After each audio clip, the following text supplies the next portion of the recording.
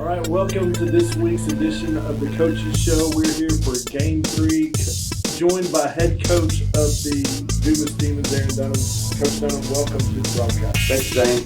It's crazy that you talk. I mean, here we are in week 3 already. I know it. Things are moving fast. They are moving fast. I was thinking this morning, how is it Thursday already? I know. This week has flown by, and to be looking at it to be at week 3, so really moving.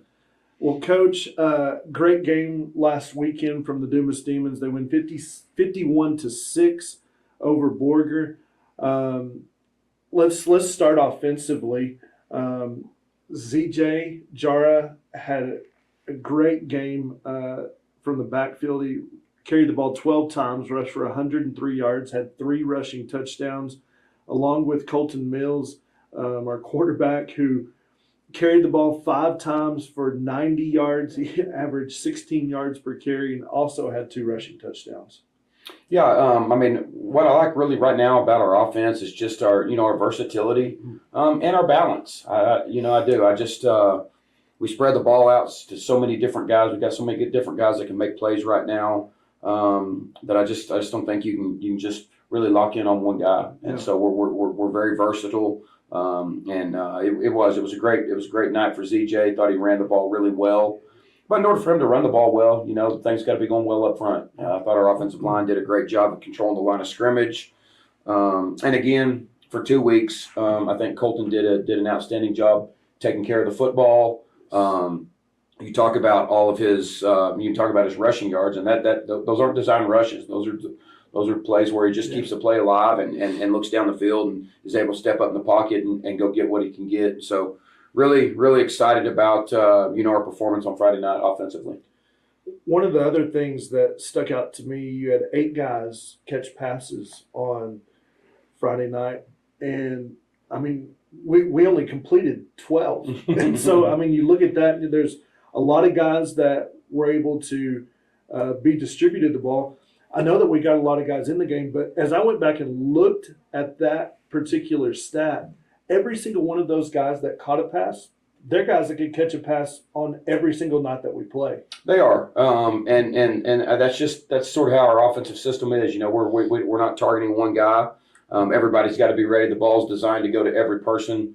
Every one of those receivers, have a job and have a route to run, and it's just a great job. I think our quarterback's doing a really good job of finding what's available, reading coverages, and getting the guys that are open the football, and then the receivers doing their job and catching it when it comes to them. So excited about all of our kids' performance and just the productivity of our offense right now. You mentioned this on the rushing side, but even on the passing side, our offensive line is doing a good job of even allowing Colton, if he needs to go through progressions and find guys that are open. We are. He has time. He has time right now, and that's great. And when he doesn't have time, I mean, Colton's doing a great job of removing himself from that situation and getting outside of the pocket and giving himself a little bit more time to read the defense and get his eyes downfield. And when the coverage is good, he makes plays with his feet by just keeping the ball alive.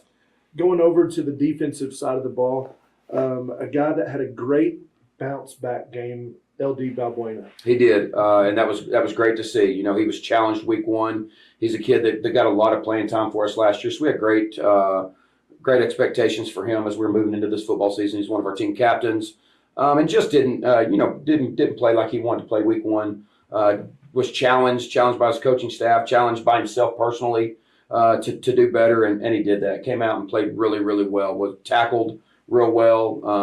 Was good in coverage. He had I think he had 3 or 4 tackles for loss. So, and that's from the safety position. So his ability to get downhill in the run game and make plays on their side of the football was really good to see. Yeah, led the team in tackles for loss. He did. Which in a 3-4 defense you'll see that from time to time, depending on the offensive scheme. But he did an outstanding job bouncing back and made a lot of really good plays for us. Another guy that has a high motor that I felt like had a good game and made some key plays that I felt like really kind of started swinging momentum in our way was Race Thornburg. He did, and that was neat to see as well. Race is a kid that played, he did start for us last year, but started at a total different position. Played on the defensive line.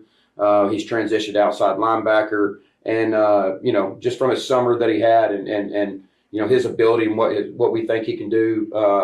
Our coaching staff believes he can do. I thought he played a great game. Again, he had multiple tackles for loss. That's something that we're going to continue to hear, which is a great thing because that was a challenge. That was a challenge from week one to be a little bit more aggressive, get on their side of the football, and let's create some tackles for loss. He did that. I'm really, really proud of the way that he played. You play in a game like this, and it's always great. I mean, a lot of guys able to get playing time. I mentioned this on Monday evening with our quarterback club, going over these stats.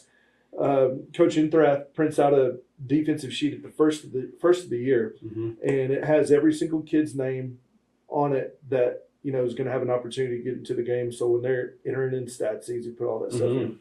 And I went back and looked at the game sheet from Borger, and all but 4 kids had tackles in the game, and that just amazes me. That's neat, and I think it's the same as you talk about on the offensive side. You talk about 8 different guys catching the football.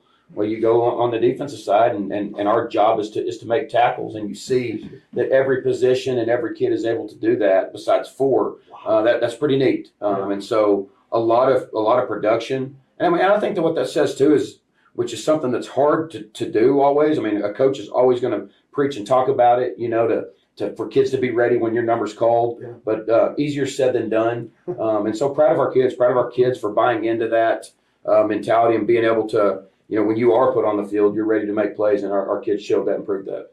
Also, I thought what was big or important, at least, that you've been able to see these last couple of games is Christian Saldana able to come on and make a field goal. He is. He's another one of our sophomores that we start on this year's team. But he's been doing some really, really good things.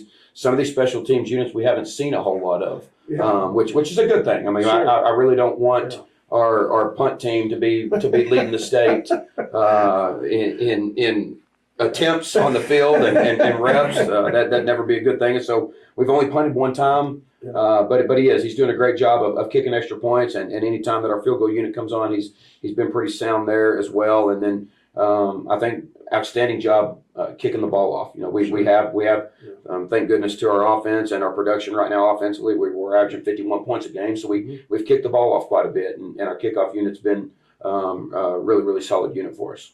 Well, Coach, what have you learned as a whole about your team after these first 2 weeks?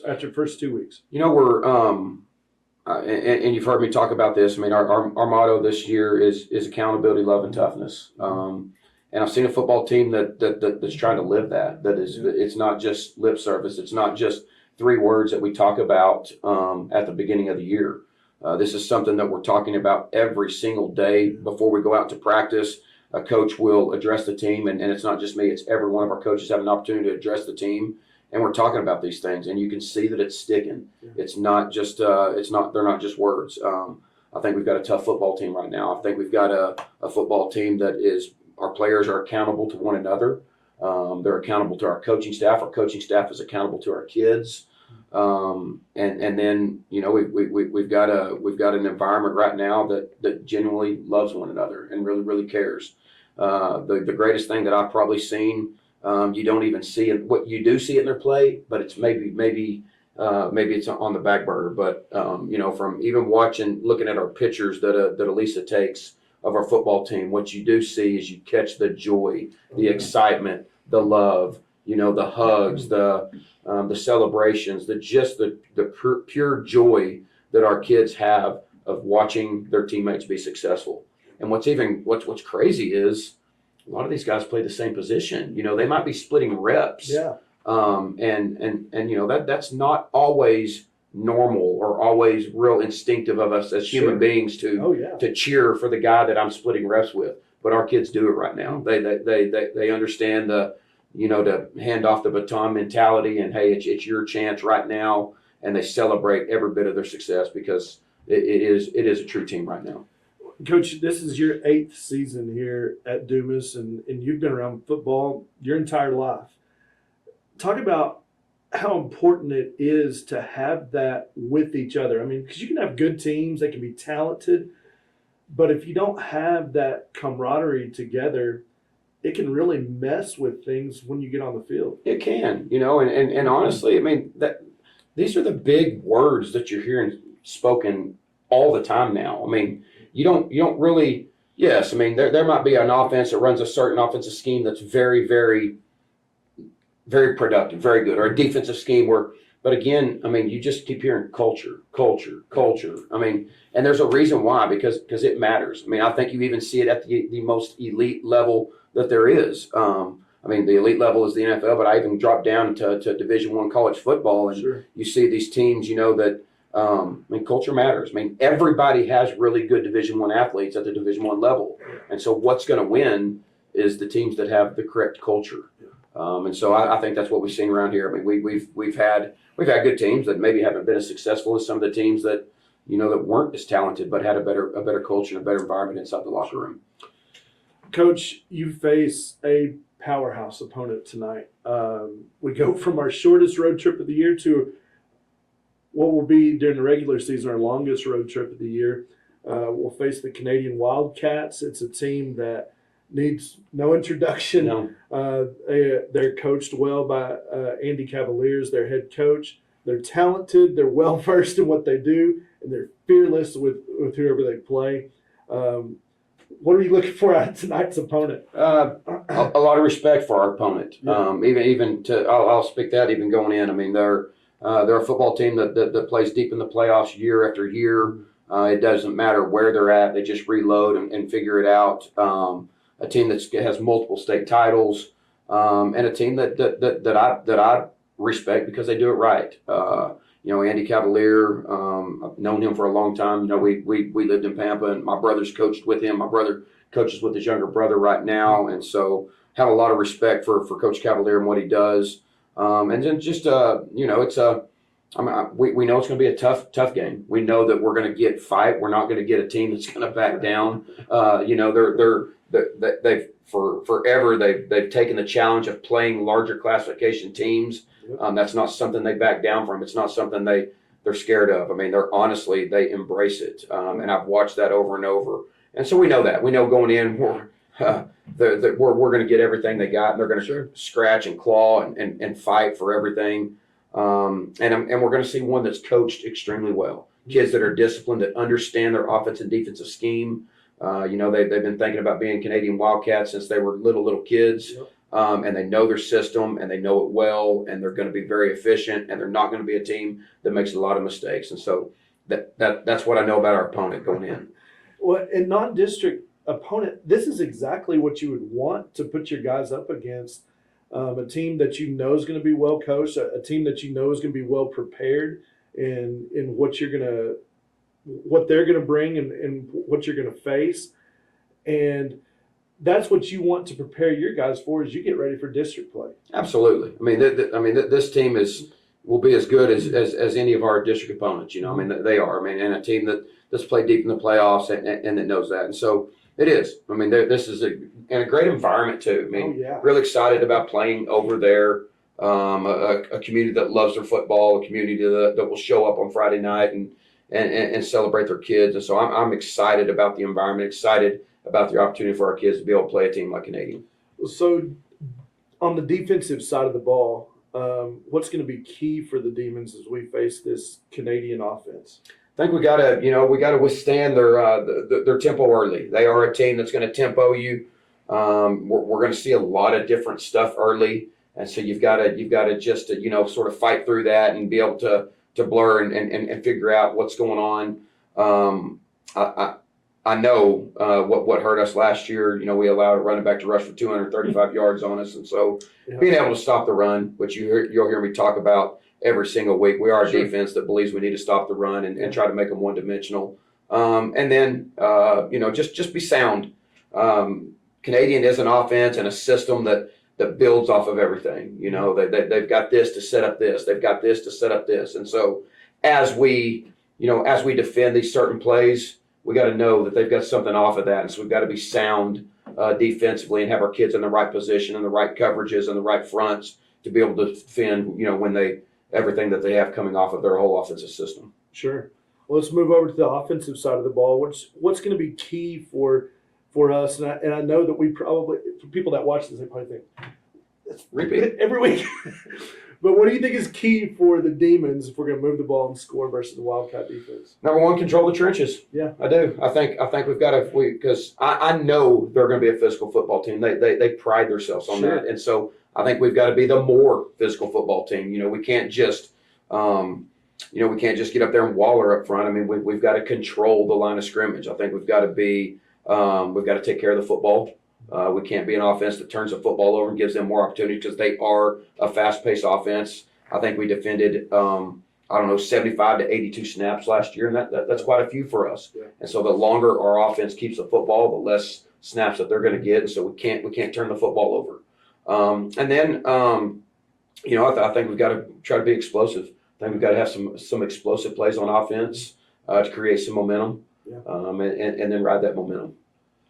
It's going to be fun. It is. And when I think you texted me a couple summers ago and said, we're thinking about doing this, pulling the trigger here, or it was probably actually in the winter. Sure. When you were setting up those schedules, and I was like, let's go. Like I was excited to play them, very excited to go play them there. I love being in those type of environments. I know you do too. I do. These are the type of games that you want for your team, that you want to coach in, that you want to play in, because they're going to be memorable. They are. They're going to be memorable, and they're, they test where you're at. Yeah. I mean, I believe it's you can, as you get out of this football game, you can find out, hey, well, where is our football team? Yes. Canadian is a team that's going to allow you to do that because you're going to get their best. You're going to get a team that's going to play fast and physical and hard, and so when the game's over, I mean, you'll know where your football team's at. It's exciting, and really looking forward to it, and excited to see where we're at. Absolutely. But also just excited. I love the environment of playing in a place like Canadian that loves their team, and they're going to show out, and it is going to be. It is. I agree with you. All right. Well, we're going to take a quick break. When we come back, we'll talk some more to Coach Dunnam and get you ready for the big game against the Canadian Wildcats.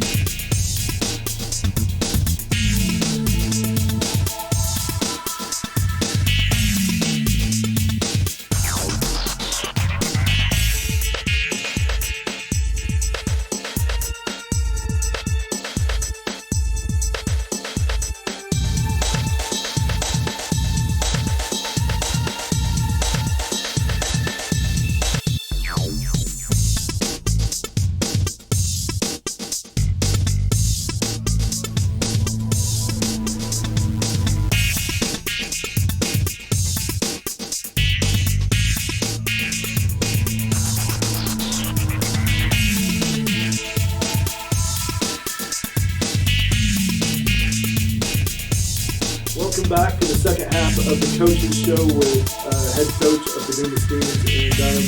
Coach Dunnam, I want you to talk about why it's important for our community to be involved with organizations like the Dumas Quarterback Club. Dumas Quarterback Club is the football booster club that allows a variety of things to happen with our football program. Without doubt. And I think there's a lot of reason why you need to be involved in these clubs. I mean, number one is for support. Our kids need it. Yeah. They need the support. They need the support just as community comes together and gets behind them. They need that support. They need ideas of how to better serve them and how to make their year better. And then they need financial support as well. And we all understand that our school district cannot. In fact, I mean, our school district does a great job of funding our different programs, but it's not enough. It costs a lot more money to be successful, and so just to get guys together to be able to support and help them financially, and as well to be informed. We talk about a lot of things through social media, but just being able to show up every Monday, gather as a group of supportive people for our kids, and it doesn't matter. You don't have to be involved in the football program. You don't have to have a kid playing. A lot of people think, well, I can't come to this because my kid doesn't play. If you're interested in helping, if you're interested in understanding more about our football program and what goes on, and that's at every level. Sure. You don't have to just wait until your kid's on varsity for you to be able to come to this. We talk about every level of our kids and ways of how to support. And so the main goal or the main purpose of our Dumas Quarterback Club is to support our kids and our coaches. And there's many, many different ways that we can support them. Coach, the quarterback club even specifically has done things that not just benefit the football program, but they benefit Dumas athletics as a whole. They do. Financially, our Dumas Quarterback Club, it has funded things in the weight room, of which every one of our programs use.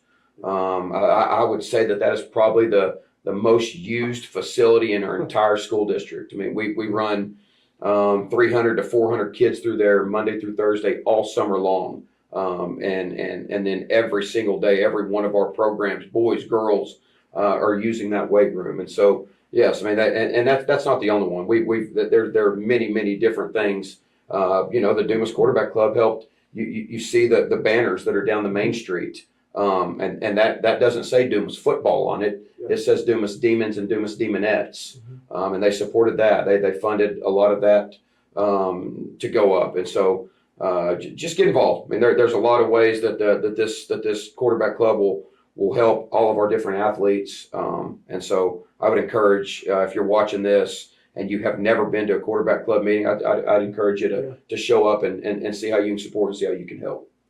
And so that's with football. That's the Dumas Quarterback Club that helps. But I also want to encourage you, if your kid is involved in any extracurricular activity, the booster clubs for those activities help make the programs what they are. Absolutely. And so, whether that's basketball or tennis or baseball or softball or choir or band, those booster clubs help provide meals for the kids, a variety of different things. Resources. I mean, I can look at one. Sure. I mean, one that we're currently all going through right now because it comes at the beginning of the year. But we use Huddle, we watch film, and so every program uses that, and that does not come free. That's not something that we can pay for out of our school budget. We just don't have the money for that. So our booster clubs pick that up. We're currently fixing to put a camera, a Huddle camera at our baseball facility,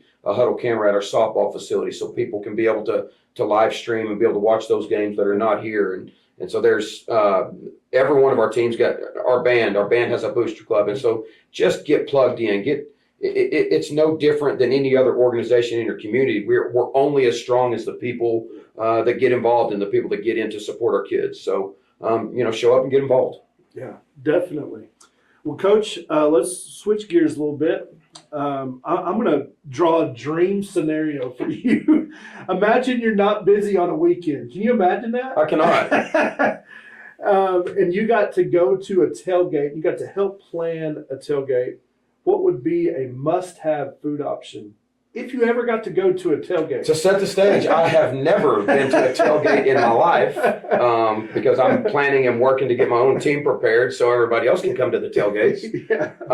And so that's a difficult question for me. But, as I think. If you were to go to a tailgate. I have seen, I've seen some tailgates. So let me tell you this, okay? I got to go a couple weekends ago and watch Tech play. Mm-hmm. They played an 11 o'clock game. And the people that we were going with said, we got a tailgate. Let's go out there. And so we had a breakfast tailgate. Man, I thought, man, this is great because I've been to tailgates before and had barbecue and hamburgers, hot dogs, sausage, all the things, even fish. I mean, just all this stuff. But never been to a breakfast tailgate. Had the best kolaches I think I've ever had. Awesome. So, I don't know. I know usually there's many exotic things that are cooked. Yes. I mean, I've seen, an alligator cooked with a pineapple in his mouth or something, or I don't know. But I mean, I'm pretty lame. I mean, a jalapeno popper would be pretty good with me. There you go. Or some type of anything that's wrapped with bacon. Yes. Maybe has some cream cheese in the middle of it. Usually going to be pretty good. And then, I mean, I don't think you can go wrong with barbecue. Yeah. bucket list. I mean, I'd like to. I mean, I don't know, maybe go to a LSU Alabama game or something and get some of that Creole, some of that Cajun. A Cajun one would be pretty neat. Yeah, that does sound good. Well, Coach, let's move on and talk about some of the games that are happening this weekend. Again, non-district play, you get great matchups between sometimes teams that you don't see play each other often. Bushland, let's start with one of those. Bushland going to travel down.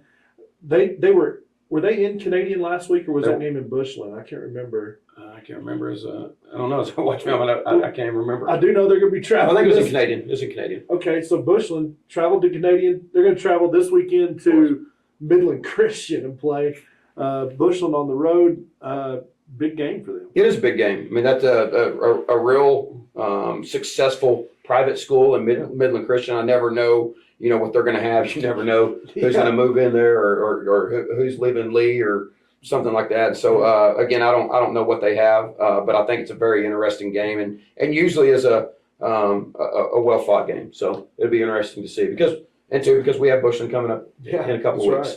Right. That's right. Your brother also going to make the trip down to Midland. Amarillo High playing Midland High. It'll be a good one. I think Amarillo High is hitting on all cylinders right now. They're pretty good offensively. Not that they're not defensive. I've just seen them score a lot of points so far, and they're going to face a different style of offense. They're going to get Midland High, who's going to run that option style, pound it type offense. I think Midland High's got maybe one of the highest recruited offensive linemen around. He's massive. So that'll be a good one. I mean, anytime you got to travel on the road too out to Midland High. But expecting, I do think it's a game that Emerald High can win. Tascosa, a big game. This may be one of the best games outside of the one we'll be playing in Canadian in the 806 between Tascosa and Lubbock Cooper. It is. Tascosa's running on a lot of success right now, of which as Lubbock Cooper's not. I mean, they are as well. And it will. I mean, you're going to see a lot of really talented kids on the football field. Yep. And this has always been a good game, and so I expect the same this week. Big rivalry game going to take place up in Stratford as Sunray travels up to Stratford. Sunray's coming off of 2 losses, but really, really close losses. Yep. Been in both of those games. Mm-hmm. Stratford's coming off of a really, really big loss. I think they played Panhandle last week. If I'm not, right.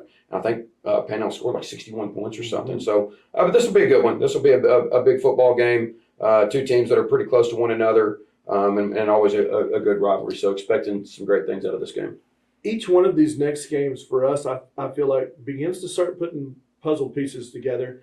You can kind of start figuring out, okay, well, this is kind of where this team's going to be, sort of, because I think we've taken non-district games and looked at those and gone, man, okay, we're starting to figure them out. And then the next game, we're like, oh, never mind. Mm-hmm. But Pampa plays at Caprock. Well, I'm doing that right now, with Pampa. I mean, just trying to figure out what they have and who they are. I mean, I think what you can say right now is they are putting some points on the board. They are. I mean, offensively, and so this is interesting. We've played Caprock. I mean, Caprock has struggled offensively, and so I'm just going to use this to try to gauge and try to figure out where both of these teams are. I mean, Pampa's come off of 2 tight losses. I think a 49-42 ball game last week to Plainview. I know what Plainview has. Plainview returned a lot of their football team, and so. That's interesting. That was an interesting score last week, so I'm interested to see what Pampa has as they take on Caprock. Coach Hernandez coming off a big win last weekend as his team came from behind to defeat Dalhart.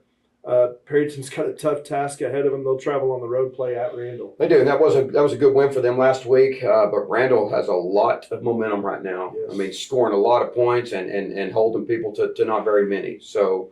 It's a tall task in front of him, and again a long road trip, out to Canyon, and so this will be an interesting ball game, and Coach Hernandez got a pretty tough schedule out there as he rolls through these. So a lot of athletes going to be on the field in Lubbock on Friday night as West Plains travels down to play against Estacado. Tons of talent. Estacado won a pretty close one last week to Hereford. And so West Plains is on fire as expected, playing really good football right now. But I think West Plains' opponent from their previous opponent will be much improved. And so this is it's interesting. It's at Estacada, but I do know just the system and the things that West Plains does offensively and defensively. It'll put a lot of pressure on SK, so I'm interested to see how this one goes.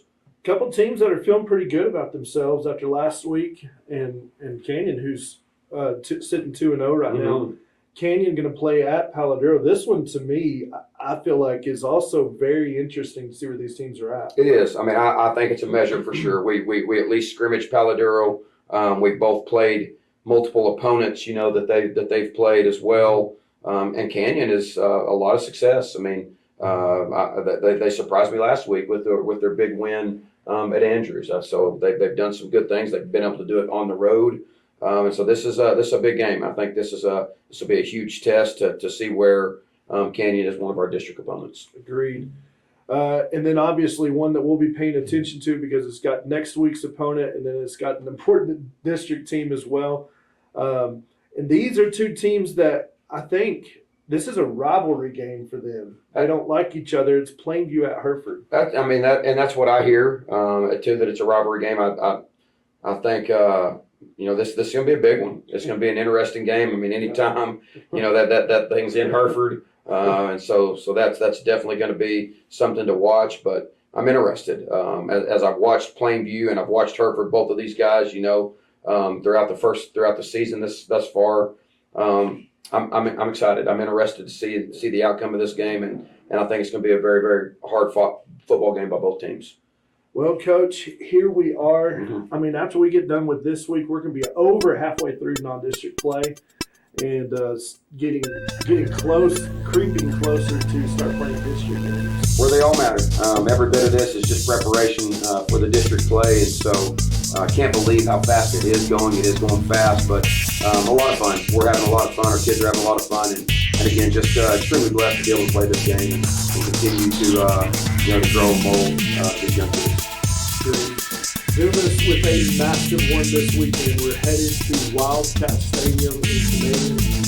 Hope you enjoy the broadcast. Make sure you find a way to listen or be there in person when you watch these guys play.